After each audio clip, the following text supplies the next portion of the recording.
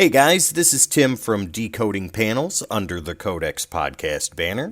Be sure to hit the subscribe button and notification bell so you know when we've got this and other great stories coming your way, along with new episodes of the Codex Podcast. All right, ready? Sit back, relax, and let's do this. Thank you very much for joining us for another episode of Decoding Panels. Today we've got a three-parter for you in the form of an old school annual. So today we're going to focus on Silver Surfer number 6, and that just so happens to be the first appearance of one of the cosmic characters in the Marvel Universe called Legacy. Now, this story is written by Ron Mars with pencils by Joe Phillips. Inks is a collaboration with a bunch of different people, and that would be Tom Christopher with Bob Almond, Sam De La Rosa, Ariane Lenchwick, I think I'm pronouncing that wrong, Mike Deming, and Pat Redding. Colors go to Erica Morin, and letters go to Ken Buzanak. Now, here in the main story that brings Legacy into the 616 universe, I don't know too much about him beyond what I read here today, and that he's the son of the original Captain Mar-Vell, but we will definitely get into that. But anyway, if you know more than I do, please go ahead and mention in the comments below and let me know some cool stories or issues or different series that I could check out to read some more about him, because I'm very interested. Now, what we're going to do today is we're going to focus on the main story here, and the other two stories will come out at a later time, kind of like a quick fix for a comic story if you're short on time in any given day. Now, the other stories are called The Axe, and that stars Terrax, and Holy Ground, and that showcases Jack of Hearts. Okay, did you guys get all of that? All right, grab your surfboard and let's get ready to hop on those cosmic waves. A massive Kree ship comes out of its hyperdrive, going right into its cruising speed somewhere in deep space. A cloaking device is still left on, however, as it seems the Shi'ar are on the lookout for them. Or are they in a sector of space they shouldn't be in? Either way, they're looking for something. Or someone. He only got away from us for a moment. He couldn't have gone far, a soldier says to a commander. Wait, he says, looking closer at his monitor. The sensors are picking him up. We are tracking him now, assuming the systems in the spacecraft are working properly. Pray they are, the commander says. If wind of this gets to Lilandra or Deathbird, our lives are forfeit. Keep me informed of all progress. Elsewhere, on a planet called Paraxis, a mostly deserted mudball on the edge of the Antares system, a strange man knocks on the door of a hand-built shelter. Hello? Anybody there? I didn't come all this way to get eaten alive by strange bugs, you know, or stand at this door.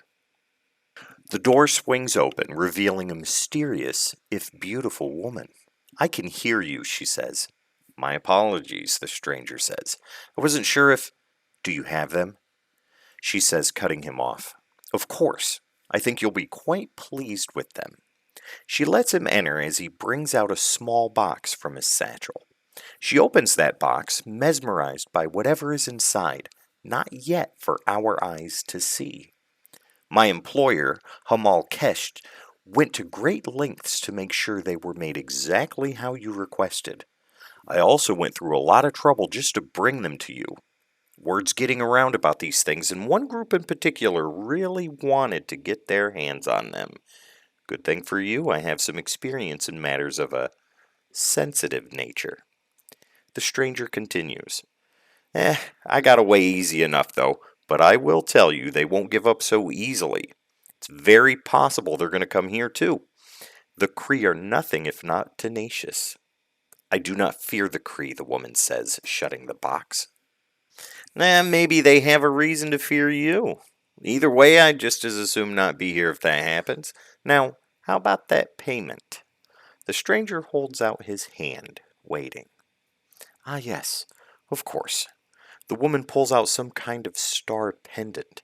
This was made for me, you know, with his own hands, she says, holding it forward. Forged from solidified hydrogen in the heart of a red giant star. There's nothing else like it in the universe. The stranger pockets the jewel as he turns back to the woman for one more exchange. You must want what's in that box pretty bad, huh? You mind if I ask what you're going to do with them? Simply, she turns to the stranger and answers. Do with them? Why, I'm going to give them away. Calculex, better known as the armpit of the universe. If Wolverine traveled the cosmos, this would no doubt be his usual watering hole. Heck, if Lobo were in the Marvel Universe, this is where Wolvie and he would meet up to beat the crap out of each other and call it a workout. Lots of things are going on here, but most of importance is this card game taking place off to the side. Oh, I got you now, the giant lizard creature says to a way too smug white-haired dude holding his own hand of cards. I'm not too sure about that. Feeling pretty lucky today, he says. Ha ha! A pair of growls and mercs! Beat that! Huh. Well, I just so happen to have 3 divas. Looks like I win again. Must have been born under a lucky star or something. Or maybe it's just that you shock troopers suck at cards. Either way, I think I've taken enough of your money today, big fella. Oh no, you're not going anywhere. I ain't never played no cards with nobody that was that lucky. The soldier grabs his wrist, only to see a hollow projector. You have been cheating. Just a joke there, harmless little joke. Well, probably not. The card table is flipped, taking the big guy quite by surprise. On the other end of the bar, his companions finally see what's happening. Get your head on straight. Flag got screwed in cards again. As good a reason as any to kill somebody. Right. It is definitely time to make a hasty retreat. This window should do. The overconfident man begins his escape. Never again. Never gambling with shock troopers again. If I make it out of this, no more cheating. Ever. Well, maybe if it's an easy mark. And they're kinda asking for it. And if I can get away with it. He stops for a moment, catching his breath. Too close. Way too close. Any one of those guys could have pulled my spine right out of my nose. Hey, that sounds like a good idea. Ah, crap. It looks like our would-be hero is surrounded. This is going to be the quickest first appearance ever. Now, fellas, maybe we can talk about this.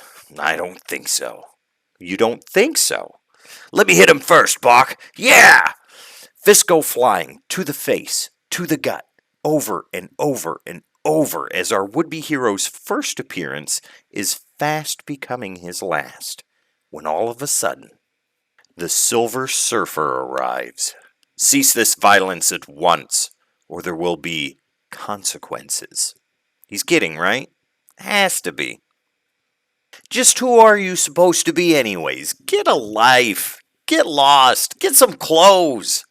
I am not here for you, the surfer says, summoning a small portion of his immense power, so I will not waste it with you. Moments later, as the assailants are down, the Silver Surfer helps the man up. Let me help you. I trust you're not injured seriously? I'll live, thanks to you.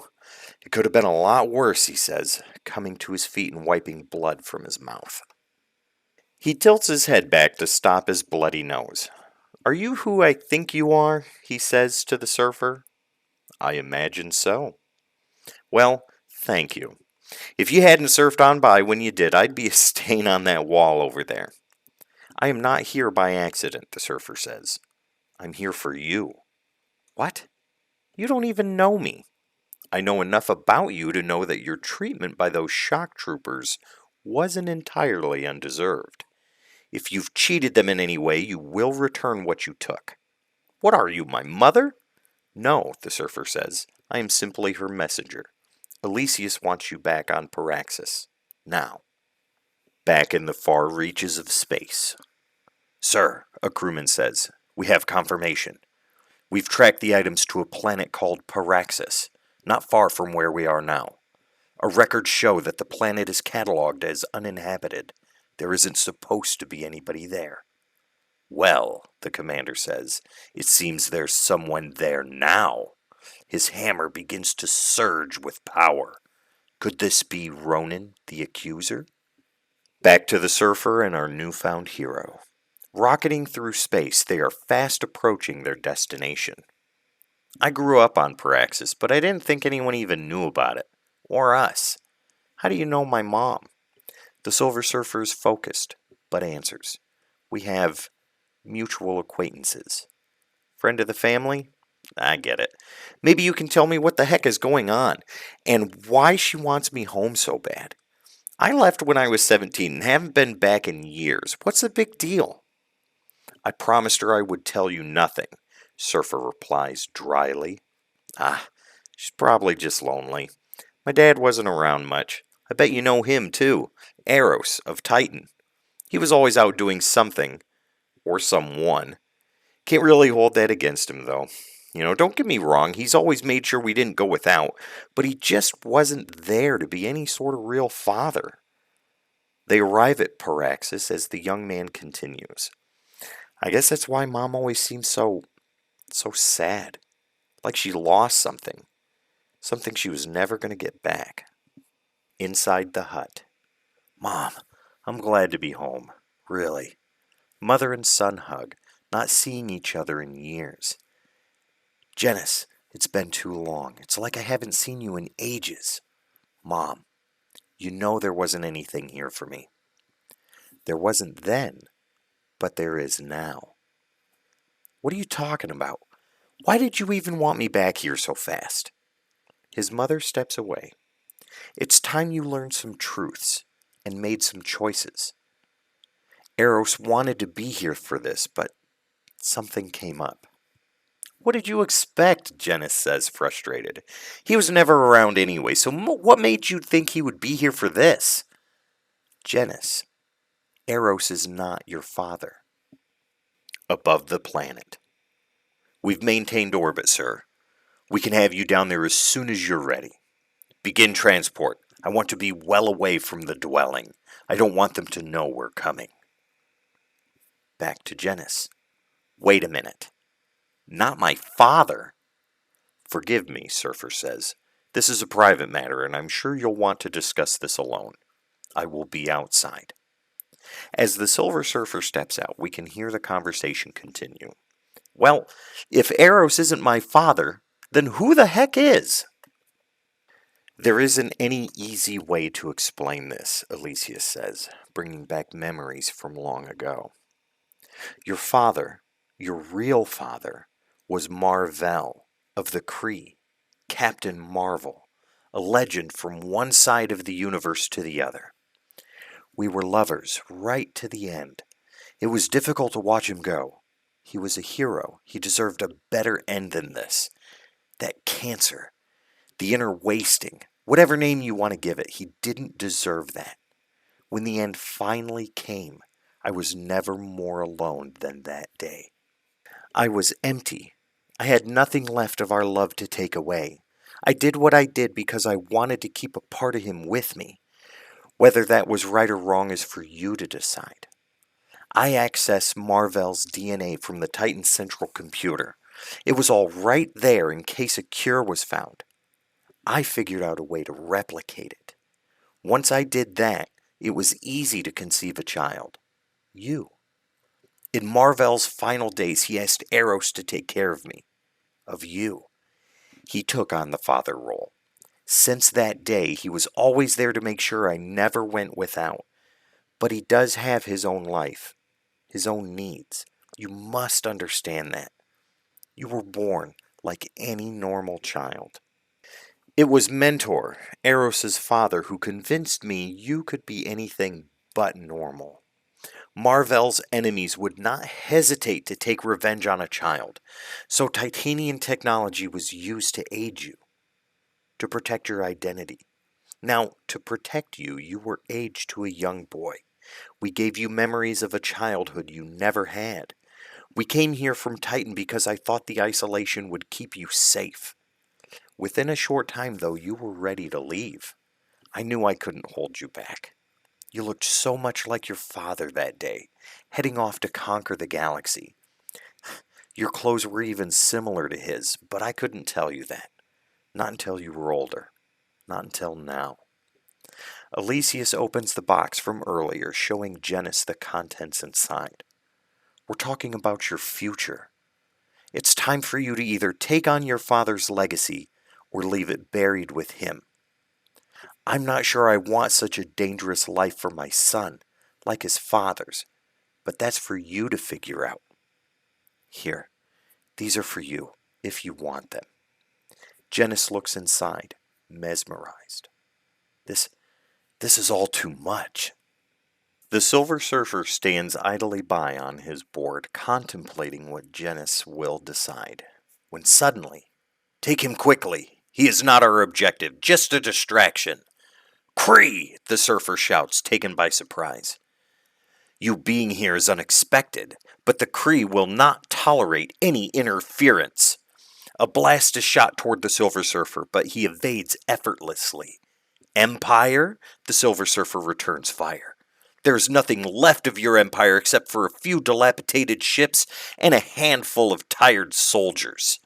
"We will be great again," the Kree soldier says, bringing forth a massive bolt of energy. "Not today," the Silver Surfer, as before, dodges easily, returning with energy of his own, taking the soldier down.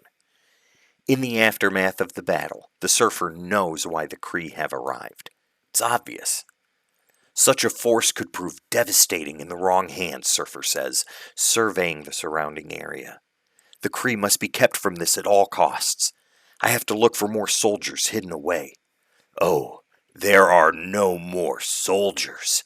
Energy ripples from the hammer, striking Silver Surfer in the back.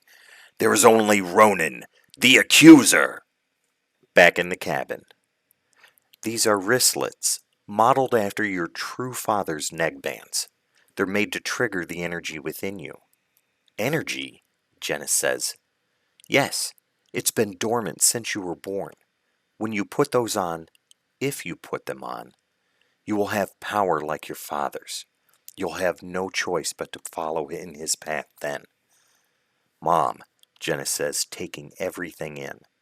"I'm glad you told me the truth. Really. Told me everything. But this is an awful lot to take in at once." "Follow his path? Captain Marvel was a hero. I'm not. I don't think I'm ready for any of this. I can't take these." A side of the wall explodes as Ronan crashes through. "Give them to me then, or I will pry them from your cold, dead fingers." "Ronan!" "You know why I'm here. Those bands can be reconfigured to work with Kree physiology. They will bring the Empire back to its former glory." Ronan grabs Alexius quickly. "You, boy, give those to me or she dies, painfully. Hey, anything you want, just don't hurt my mom." "No, don't give him anything." "Mother, can it be? You are the spawn of Mar-Vell? Interesting." Ronan pressures. "The bands, hand them over now." "Sure thing. It's not like I was going to use them anyways." When suddenly, Captain Mar-Vell appears. "Run, Mom, quick!" "No, a hologram! I've been fooled!" I always have a trick or two up my sleeve. Intense, blinding light shines in what's left of the hut as Ronan shouts revenge. It looks like destiny will not take no for an answer. Captain Marvel may be gone for good, but his legacy lives on. Indeed it does. The fight begins. "I may not be half the man my father was," Legacy shouts, slamming into Ronan, "but I am way more than you can handle. Mar-Vell was a traitor to the Kree Empire.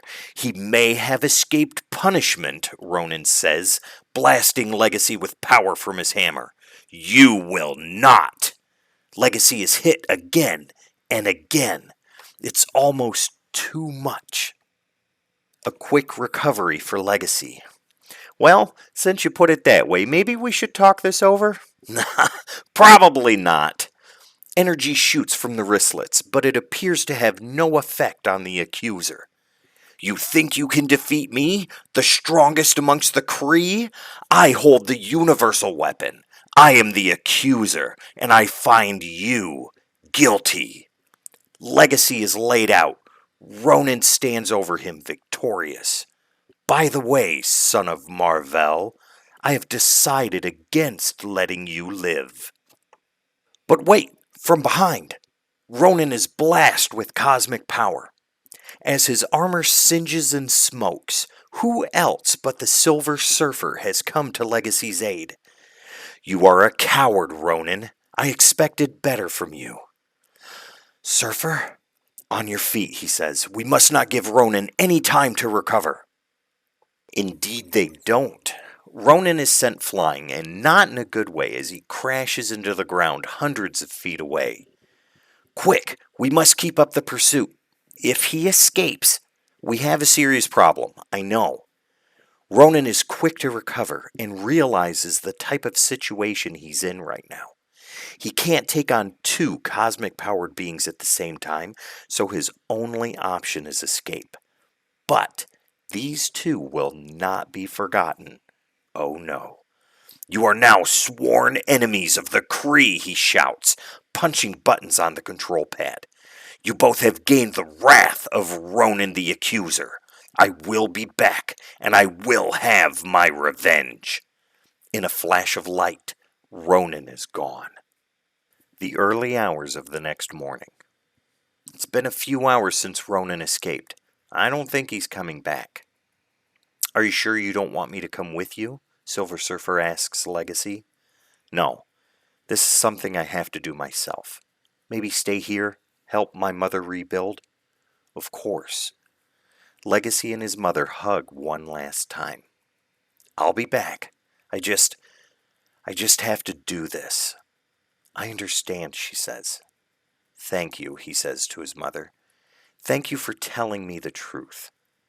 I'll try and make you proud. Legacy then turns to the Surfer. I owe you a lot. If there's any way I can repay you. Nonsense, the Surfer says. The only debt you owe is to your heritage. Farewell, until we meet again.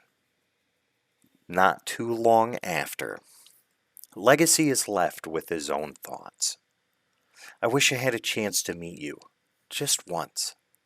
I think I'd have a better grasp on what's ahead. I think you should know, though, I wasn't any sort of hero before this. I guess what I'm saying is, don't expect me to be like you. I can't. Nobody can. But I will do the best I can to keep your memory alive.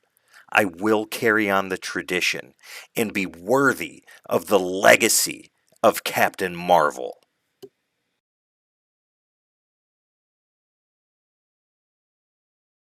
A large, ominous figure strolls through the crowded streets of this market. A sign above him shows him the way to several different places. Clackus, Krypton, and Titan II, among others. The streets are teeming with life, backhanded deals, and overpriced merchandise. Wares are shoved in his face from one direction to the next. He gives them a moment's worth of a glance before moving on. In the background, however, a small pickpocket thinks he's found an easy mark. His hand is grabbed as quickly as it goes into the large figure's pocket. You were trying to steal from me, boy, the massive creature says, beginning to crush the young thief's hand. No, my hand! It just got stuck. Please, it hurts. A thief and a liar? I should kill you. If you want to live past this moment, you will tell me where I can find the shop of Hamal Kesht. Yes, of course. I know exactly where it is. Please, you're crushing them. It's in the Arms District, just past what's left of the Kree Enclave. You can't miss it. You are Hamal? The large figure asks, looking down on the small shopkeeper. Why, yes I am. And you, honored sir? A browser? Or a buyer, perhaps? I want a weapon. The massive beast holds a large fist before the shopkeeper. Ah, yes. Well, as you can see, I have many weapons. Perhaps you could be a bit more specific of your needs? An axe. It is said you have an axe that is capable of harnessing great energy. Ah, yes. You are a discerning customer, it seems. The shopkeeper shows off what he has. I do have such as you're looking for, but be warned, it is rare, most rare, and so very precious. The shopkeeper brings the axe down for the man to see. As you can see, he says, the workmanship is beyond comparison. Feel that balance, yes, amazing. It was crafted in the Chan system more than 200 years ago, at the very least. It is fine, yes? The shopkeeper goes on to try and seal this lucrative deal further before the villain, who we now know as Terex, speaks. I'll take it. A wise choice. Very wise. I knew you were a man of great taste. You see, when I saw you come into my shop, I said to myself, Hamal, there is a man of great taste. Now, let's talk payment, shall we? Hamal turns to look, but Terex is already halfway to the door. The shopkeeper calls for his robots to awaken and move, attempting to stop Terex in his tracks. Surrender the merchandise, they say, before blasting him with a force of energy. Shoplifter subdued. The robots stand ready, peering through the rubble. Out of the destruction, Terex emerges, blasters in hand. Do you have any idea who you're dealing with? No, of course they don't. Terex dispatches one easily enough while the other robot attempts to get ahead of the game. Not so easy and not so fast, it would seem. Terex blasts this one into oblivion as well. Yes, quite effective. Terex stands above the chaos, looking over it all with pride. A small hand pushes rubble aside. These aren't as familiar to me as an axe, but I could learn, given enough practice. No, no, the shopkeeper says, trying to find his footing. Take the axe. It's a gift. I beg you. I beg you. Spare me. A wise choice, Terex says. Very wise.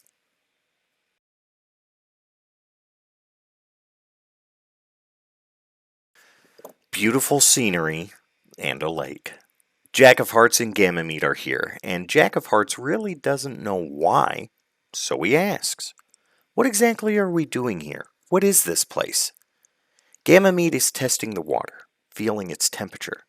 It's a sacred place, she says, moving her fingers through the shallow end of the lake. A place of rest. Rest. Got it. Well, what are we supposed to do then? Relax, Jack. Ganymede begins to wade into the water. The spinsterhood used this planet as a sort of retreat for us after fighting tyrant armies. We would come here to heal our minds as well as our bodies. I see, Jack says, starting to get a little nervous. I want to show this to you, Jack. It's special to me. It's full of memories. Ganymede begins to go further into the water, what's left of her garments falling away. Uh-huh, Jack says, even more nervous now. After what we've been through, I thought the both of us could use this. Are you going to come in? Jack is hesitant for many reasons. I don't really know if that's a good idea. I mean, the armor and all. Jack, Ganymede says, coming out of the water partially. It's okay. Everything's okay. As she extends a hand, Jack protests a bit more, but he's not very convincing. Look, I don't feel like you have to or anything. I mean, Jack, take my hand. It begins to make sense to us and Jack as he begins to explain. With the vows you took, you're not supposed to have any sort of relationship. I mean, romantically. I've made it pretty clear how I feel about you, with you nursing me back to health and staying with me. But look at me. I'm trapped in this armor. I don't expect anything from you. Jack, hush. Can't you see that I feel this too? It's there, just below the surface. I'm the last of my race, Jack. Tyrant, my sworn enemy, has fled once again, so any vows I made centuries ago do not hold the meaning they once did. I've put a lot of thought into this, and this is what I want. You. They embrace, if only for a moment. A shadow begins to loom over them. A massive, barely functioning, but still very lethal robot stands before them, its intentions clear. Multiple targets acquired. Primary, Spinster. It's one of Tyrant's troopers. Ganymede shouts this out, both her and Jack taken very much by surprise. Terminate, it says, powering up. Get out of the way, Jack shouts, pushing her aside as he takes on the full brunt of the energy blast. I can handle this, he says, barely breathing. The trooper picks him up, ready to finish what should have been Ganymede. Jack will do. You have attempted to spare the spinster of her termination. Yours will do. False start. It begins to power up, and though Jack is as prepared as he can be for the end, it doesn't come. Power surges just as the chest of this mechanical killing machine explodes, dropping Jack of Hearts back into the water. Ganymede does what she does best. It must have been blown free of the fortress when we fought there last. It couldn't find its way back to its master, so it tracked me instead. I'm so sorry, Jack. You were put in danger because of me. You saved me, Jack says, catching his breath. You don't need to make any apologies for that, especially if we're going to be together. Jack, don't. I know what I said before, she begins, pushing Jack to the side. I fooled myself into thinking Tyrant was gone, but with what just happened, Jack, so long as there's any sort of danger, I can't risk putting you in that. I can't be with you, or anyone for that matter. Not until this is over. I get it, Jack says, if a little heartbroken. I understand. Look, maybe someday we'll find each other again. Until then, please stay safe. As Jack of Hearts begins to leave, his head hung low, Ganymede puts a hand on his shoulder. Wait, she says. I know I said I couldn't be with you now. Not that way. Not yet. But that doesn't mean I want to be alone. Please, she says, both leaning in for the kiss. Don't leave me. All right, guys. What did you think about that? This is the first time I've ever done an annual that's separated into 3 stories before, and I found that to be a lot of fun to do. It gave me a chance to focus specifically on each story instead of just reading through and then reading through and then reading through. I think my favorite was Legacy. I really dug that. I didn't know much about the character to begin with, so getting a real origin story for him there was really cool. The Axe was awesome. Terrax is a favorite of mine. I've got his first appearance floating around here somewhere. And Holy Ground had its own uniqueness too. Not going to lie there. Though I don't think that one was my favorite out of the 3. But Legacy and the Axe, definitely. So Ron Mars did some great work here as far as writing goes. Built a real foundation for Legacy. We got to see some interesting stuff with Terrax, and then, you know, the aftermath of Silver Surfer number 82 with Holy Ground. Okay, guys, if you liked what you saw and you heard here today, please be sure to hit the subscribe button, like this video, and hit the notification bell so that way you'll know when the next episode comes out. As always, my name is Tim. This is Decoding Panels under the Codex Podcast banner, and I will see you next time.